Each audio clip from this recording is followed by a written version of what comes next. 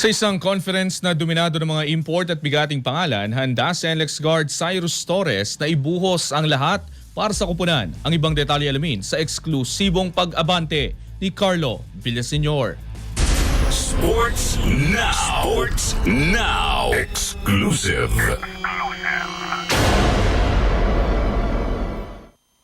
Matinding bakbakan, solidong opensiba at agresibong slash basket. Yan ang pinangakong dala ni Cyrus Torres para sa parating na PBA Commissioner's Cup para sa shooting guard ng NLEX Road Warriors. Personal ang hamon sa paparating na conference. Aminado si Torres na hindi sila itinuturing na favorite sa isang import-laden na conference.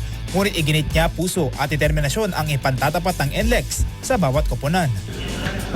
Personally, syempre, mag-improve ako sa every game na nilalaro namin, and syempre yung mga past games namin, and syempre sa team, syempre umabot kami ng semis and eventually makarating kami ng finals. Yun naman lagi yung goal namin eh. So siguro yun lang yung lagi naming dala-dala na meron kaming goal every game.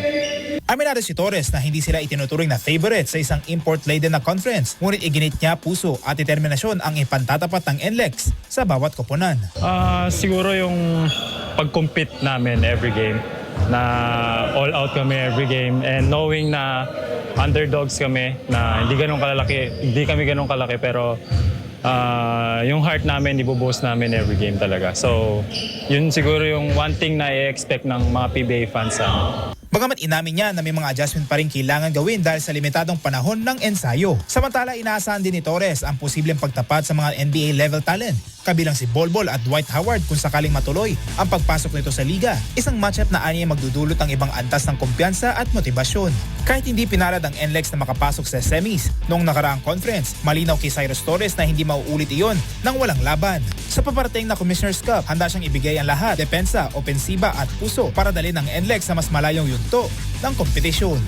Ako si Carlo Villaseñor, Abante Sports, now na!